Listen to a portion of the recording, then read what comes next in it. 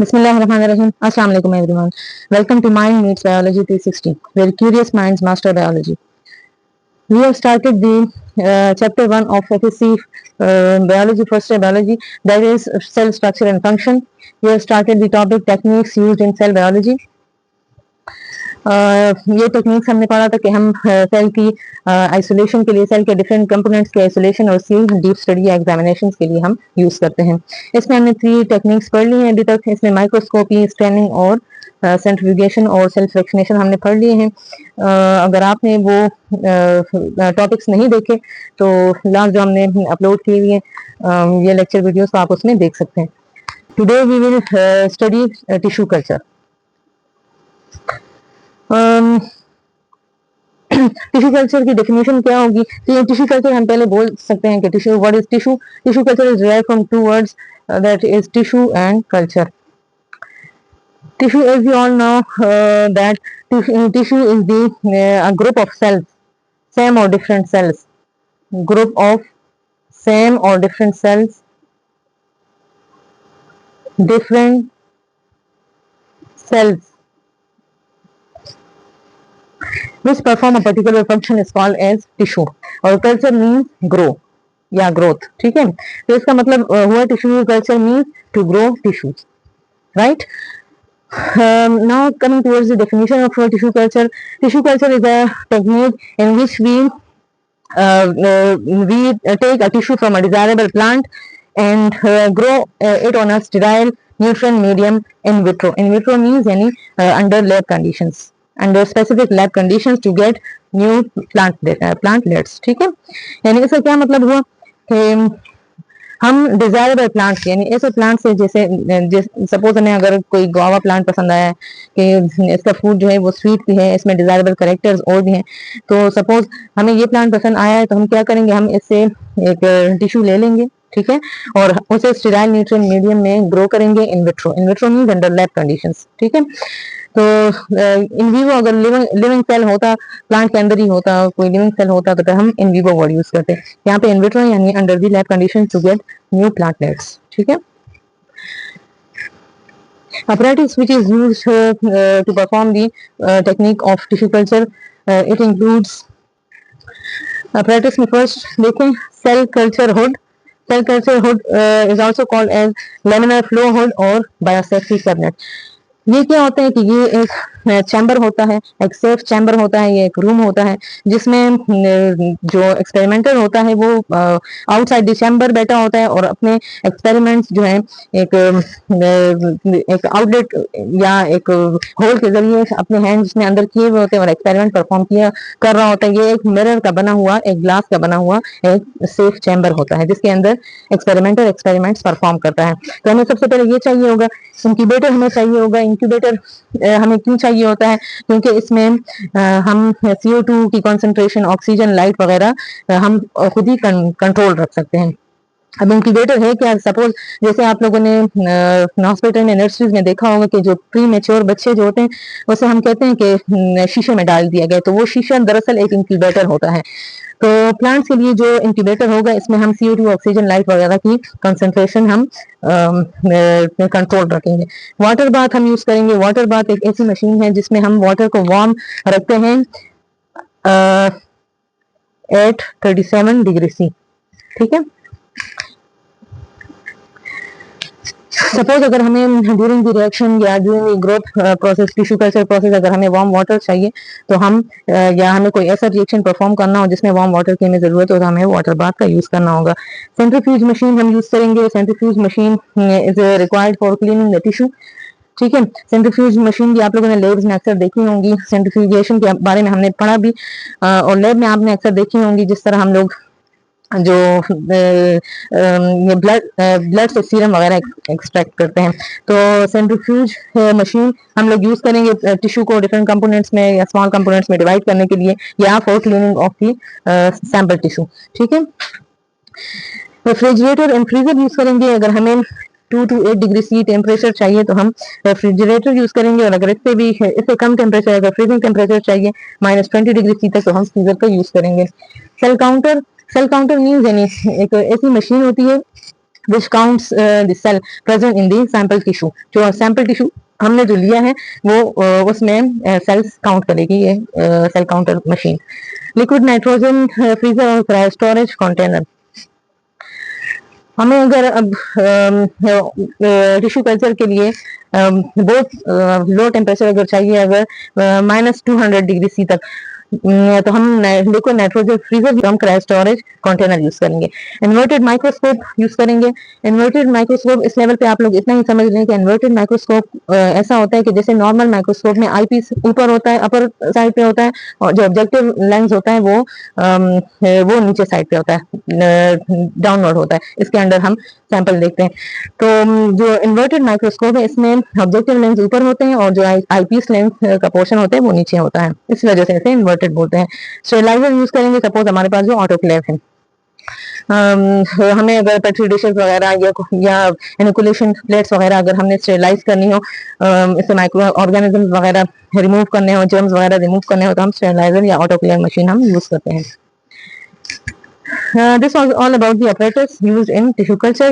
Now coming towards the main steps that are included in the tissue culture, in the process of tissue culture. First one is collection of explant.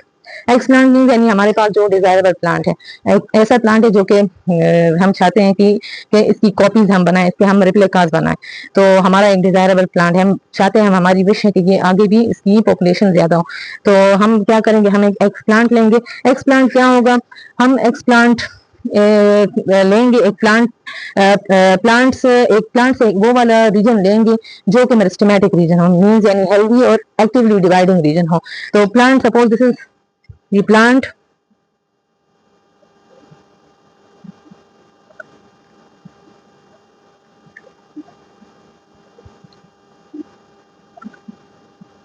ठीक है, तो जो plant में meristematic reason होता है, या तो वो ये शूट टिप होता है, शूट टिप या रूट टिप होते हैं. इनको हम एपिकल बड्स भी बोलते हैं. These are meristematic regions which are actively dividing regions. हम या इस पार्ट को चूज करेंगे या इस पार्ट को चूज करेंगे as a sample tissue. Second क्या प्रोसीजर है, सेकंड जो प्रोसीजर है वो है हमारा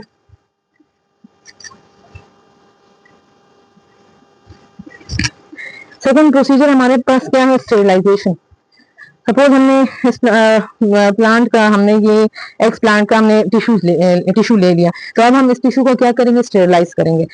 अच्छा, स्टेरिलाइजेशन के लिए हमने ये जो ऑटोक्लेव का यूज बोला था, तो ये हमने अपरेटस के लिए, सपोज हमारे पास पेट्री डिशेस वगैरह है, इनोकुलेशन कोई अपरेटस वगैरह या कोई और ऐसी चीज बीकर वगैरह हमारे पास यूज होता है, तो हम इसको स्टेरिलाइज करेंगे.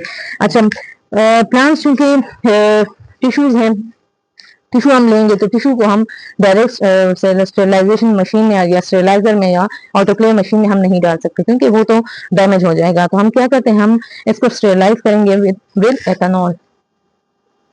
इथेनॉल, ठीक है. Suppose this is a petri dish, ठीक है, and this is our desirable tissue. इसमें ये सेल्स हैं डिफरेंट. सपोज ये हमारे पास डिजायरेबल टिश्यू है, ठीक है. तो इसको हम क्या करेंगे, एथेनॉल से वॉश कर लेंगे और इसे स्टेरिलाइज कर लेंगे. This is the petri dish and this is the sample tissue.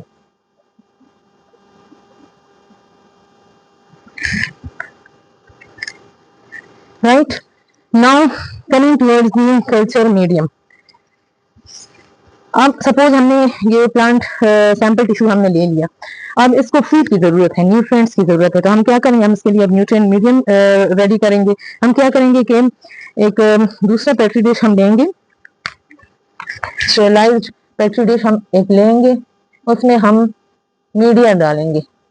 अब ये मीडिया कौन सा होगा, या हमारे पास ये ब्रोथ होगा या हमारे पास ये एगर होगा. Broth is basically a gelatin made up of collagen, and collagen is taken from the bones, cartilage or tendons of the animals. ठीक है, और जो एगन होता है ये भी जेलेटिन होता है which is made up of collagen, और ये एल्गी से हम ऑब्टेन करते हैं। हम क्या करेंगे कि हम ब्रोथ या एगन न्यूट्रिएंट मीडियम लेंगे और इस सैंपल को हम इसमें डाल देंगे। ठीक है, यानी हमारे पास ये एक सैंपल नहीं होगा, हम 2-3 टिश्यूज लेंगे, तो एक टिश्यू को हम लेके हम इसमें डाल देंगे। अगर इसकी ग्रोथ हो रही है, डिवीजन हो रही है, सेल डिवीजन हो रही है तो ठीक है, this will be the best nutrient medium. अगर नहीं हो रही तो हम फिर क्या करेंगे, we will move towards the medium preparation by trial and error. ठीक है, हम यानी ट्रायल एंड एरर मेथड पे हम न्यूट्रिएंट मीडियम प्रिपरेशन करेंगे। सपोज हम लोग फिर एक दूसरा पेट्री डिश लेंगे, उसमें हम क्या करेंगे, हम लोग पहले डालेंगे कार्बोहाइड्रेट्स, फर्स्टली हम डालेंगे। ठीक है, इसमें हम ये टिश्यू डाल के चेक करेंगे कि ग्रोथ सेल डिवीजन वगैरह हो रही है कि नहीं। हो रही है तो ठीक है, नहीं हो रही तो फिर हम प्रोटीन्स के साथ यही प्रोसेस दोबारा करेंगे। अगर नहीं हो रही तो फिर हम लिपिड्स के लिए चेक करेंगे। इनमें से जो भी सूटेबल होगा, ब्रोथ या एगर या ये कार्ब्स, प्रोटीन्स और लिपिड्स, जो भी सूटेबल होगा वो न्यूट्रिएंट मीडियम हम लोग चूज कर लेंगे और हम तो क्या करेंगे, फिर हम इनोकुलेशन प्रोसेस की तरफ आ जाएंगे। इनोकुलेशन प्रोसेस क्या होगा, transfer of the sample tissue to the medium. ठीक है, ये जो मीडियम होगा इसमें हम ये सैंपल टिश्यू जो कि स्टेरलाइज हमने किया था ये हम डाल देंगे। This is the inoculation process. ठीक है, suppose this is the sample tissue और ये न्यूट्रिएंट मीडियम है जिसमें ये हमने रख दिया है। ठीक है, और अब हम क्या करेंगे, हम इसे इंक्यूबेटर में प्लेस कर लेंगे। इंक्यूबेटर में ये रख देंगे जहां पे हमारे पास control CO2 concentration, control oxygen and light concentration होगी। ठीक है, तो हम ये इसकी इनोकुलेशन करनी है। Now six step is callus formation. जब इंक्यूबेटर में जब ये कुछ टाइम के लिए पड़ा रहेगा तो फिर क्या होगा, फिर इसमें कैलस फॉर्मेशन होगी। कैलस फॉर्मेशन मीन्स यानी अनडिफरेंशिएटेड सेल डिवीजन या अनडिफरेंशिएटेड ग्रोथ ऑफ सेल्स। बहुत ज्यादा एक बड़ा मैस हमारे पास डेवलप हो जाएगा, बहुत ज्यादा ये डिवाइड एंड रीडिवाइड होगा और एक मैस बनेगा, undifferentiated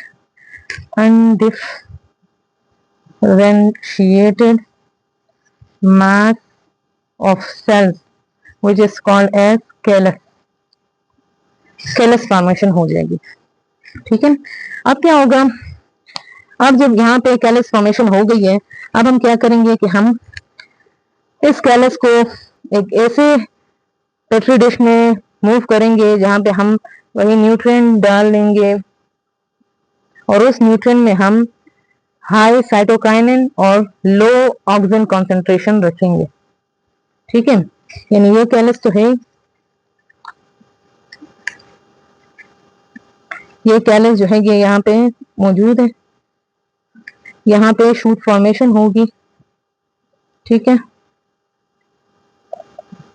this is because of high concentration of cytokinins, shoot formation.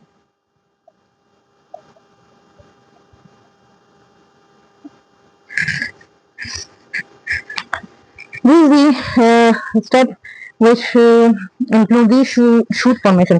Now coming towards the root formation. Root formation में हम क्या करेंगे कि हम फिर इस ये जो बना हुआ हमारे पास है, ये जो प्लांटलेट है, ये हम एक ऐसे न्यूट्रिएंट मीडियम में रखेंगे जहां पे हम क्या करेंगे, साइटोकाइनिन्स की कंसंट्रेशन लो होगी और ऑक्सीजन की हाई होगी।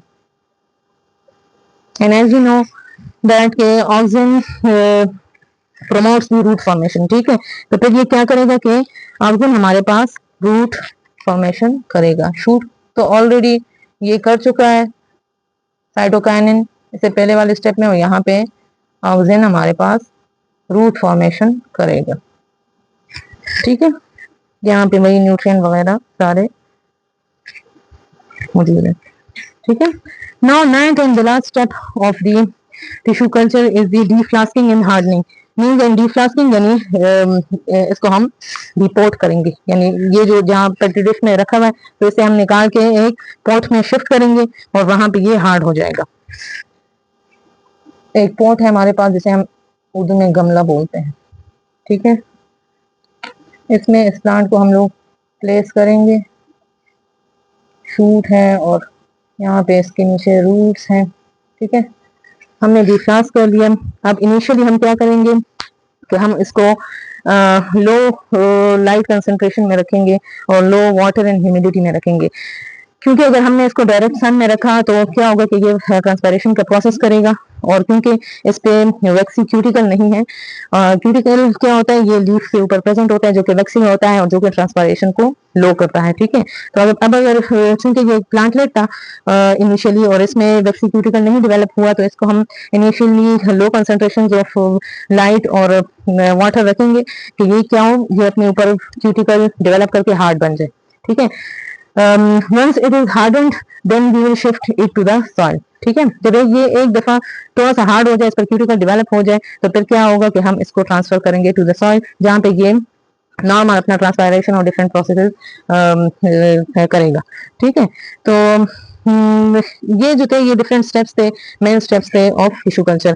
First was the selection of explant, second was sterilization, third was the culture medium, and fourth was the medium preparation by trial and error, fifth was the inoculation, sixth was the callus formation, seven was the shoot formation, eight was the root formation, ninth was the deflasking and hardening. अब advantages क्या है tissue culture के, why we perform the process of tissue culture. First तो ये कि इसमें जो हमारे पास वैल्यूएबल जो डिजायरेबल कैरेक्टर्स हम लोग चाहते हैं तो वो आ जाते हैं। सपोज मैंने आपको स्टार्ट में गुआवा प्लांट की एग्जांपल दी, इसके अलावा कोई और प्लांट की भी आप एग्जांपल ले सकते हैं, ठीक है। तो हमारे पास कोई प्लांट है, इसमें इसके जेनेटिक कैरेक्टर्स बहुत अच्छे हैं, इसके जो फिजिकल अपीयरेंस है वो अच्छी है, ठीक है। तो मैं अगर वो डिजायरेबल प्लांट्स की कैरेक्टर्स लाना चाहती हूँ, मैं चाहती हूँ कि एग्जैक्ट कॉपीज मुझे मिले आगे भी, तो मैं क्या करूंगी कि मैं उस गुआवा प्लांट से, सपोज मेरे पास वो अगर गार्डन में एक ही प्लांट है या एक ही ट्री है, तो मैं चाहूंगी कि ये रेप्लिकेट होके और भी ज्यादा बने। तो एक तो ये कि इसकी जो वैल्यूएबल कैरेक्टर्स हैं, वो जो पॉपुलेशन ज्यादा होगी तो इस प्लांट की, तो वो पॉपुलेशन भी ज्यादा हो जाएगी, बहुत कम टाइम में हमें ज्यादा पॉपुलेशन मिल जाएगी इसी प्लांट की। दूसरा ये कि जो एग्जैक्ट जो कैरेक्टर्स थे वो एज सच हमारे पास ट्रांसफर हो जाएंगे to the next generation, because meiosis तो इसमें नहीं हुआ ना, इस टिश्यू कल्चर में हमने तो डायरेक्ट सोमेटिक सेल लिया और इसे ग्रो किया और इसे एक न्यू प्लांट बनाया। तो सपोज अगर कोई भी हमारे पास म्यूटेशंस अगर बीच में इन्वॉल्व ना हो, ठीक है, तो इसके अलावा जो सोमेटिक सेल है उसमें सारी कैरेक्टर्स एज सच पेरेंट से ऑफस्प्रिंग में ट्रांसफर हो जाएंगी। तो ये इसकी एडवांटेजेस हैं। और दूसरा ये कि टू हो गई। अब तीसरा ये कि जो हमारे पास इन्फेक्शियस डिजीजेज हैं, इसका चांस बिल्कुल कम बल्कि ना होने के बराबर हो जाता है, क्योंकि हमने एक ऐसा प्लांट सेलेक्ट किया था जो कि हेल्दी था और जो कि free from all the diseases और इन्फेक्शियस डिजीजेज था, ठीक है। तो these are the advantages of the tissue culture process. In today's lecture we discussed about the tissue culture, in which we studied that tissue culture means to grow tissues, ठीक है। Meaning है tissue culture की to grow tissues. इसमें हम tissue लेते हैं desirable plant से और इसे स्टेराइल न्यूट्रल मीडियम पर इन विट्रो कंडीशंस में हम ग्रो करते हैं और न्यू प्लांटलेट्स हम ऑब्टेन करते हैं। अपरेटस इसमें जो यूज हो रहे हैं, these are the cell culture hole, incubator, water bath, centrifuge machine, refrigerator and freezer, cell counter, liquid nitrogen freezer or storage counter, inverted microscope, sterilizer or autoclave machine. Main steps involved are selection of explant, sterilizer, culture medium preparation by trial and error, inoculation, callus formation, shoot formation, root formation, deflasking and hardening, ठीक है। अच्छा, फिर हमने advantages में बताया कि एक तो ये कि पॉपुलेशन ग्रोथ प्लांट्स की ज्यादा हो जाएंगी, ठीक है। दूसरा ये कि डिजायरेबल कैरेक्टर्स आ जाएंगे और तीसरा ये कि हमारे पास जो इन्फेक्शियस डिजीज होंगे वो आगे वो ट्रांसमिट नहीं होंगे फ्रॉम पेरेंट्स टू ऑफस्प्रिंग, ठीक है। This was all about today's lecture. अच्छा, नेक्स्ट हम लोग पढ़ेंगे द फिफ्थ प्रोसेस या fifth technique use in the cell biology, that is about the chromatography, ठीक है। इंशाल्लाह क्रोमेटोग्राफी टेक्निक हम लोग नेक्स्ट लेक्चर में पढ़ेंगे। If you found this video helpful, then like, share and subscribe to Mind Meets Biology 360, and also press the bell icon कि आप new आने वाली बायोलॉजी लेक्चर्स के लिए अपडेटेड रहें. So keep learning, keep growing, and I'll see you in the next lecture. Till then, Allah Hafiz.